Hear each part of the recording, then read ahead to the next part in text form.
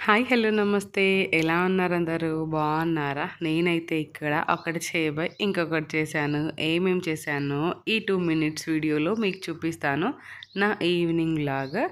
Evening కదా! సరే egg curry చేసేసుకుంటే బావుంటది కదా! అని చెప్పేసి ఎగ్ బాయిల్ అయితే చేసేసుకున్నాను. ఎగ్ బాయిల్ చేశాను. బట్ షెల్స్ తీయడం మాత్రం ఎందుకో ఏమో!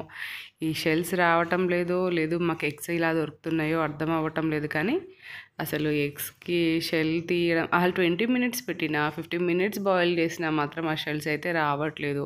ఇలా ఏదో కష్టపడేసి మొత్తానికైతే ఆ ఎగ్ షెల్స్ అన్నీ తీసేసి పక్కన పెట్టేశాను. ఒక సైడ్ అయితే కర్రీ స్టార్ట్ చేసేసుకున్నాను.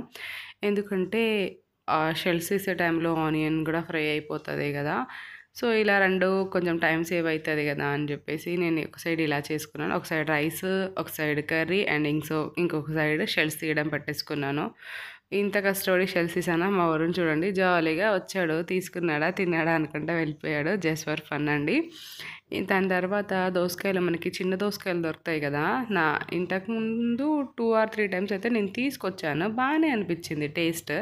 సో, ఈసారైతే మార్కెట్‌లో నాకు దొరికాయి. సరే అని చెప్పేసి తీసుకొచ్చేసాను. ఒక 250 గ్రామ్స్ అలాగా. అదే అంటే పచ్చడి పెడితే అవే ఎక్కువ క్వాంటిటీ అయిపోతది గదా! సో, అందుకోసమని తీసుకొచ్చేసాను. దాంట్లో ఏమేమి కలపాలో అవన్నీ అయితే మంచిగా కలిపేసుకున్నాను. దాని తర్వాత పోపు కోసం మస్టర్డ్ సీడ్స్ అండ్ జీలకర్ర ఇవి బాగా పోపు మంచిగా అయిపోయాక దాంట్లో అయితే యాడ్ చేసుకున్నాను. టేస్ట్ అయితే నిజంగా చెప్తున్నా అస్సలు బాలేదు. ఎందుకు కుదరలేదో గూడా నాకు తెలీదు గానీ ఈసారి అస్సలు కుదరలేదు.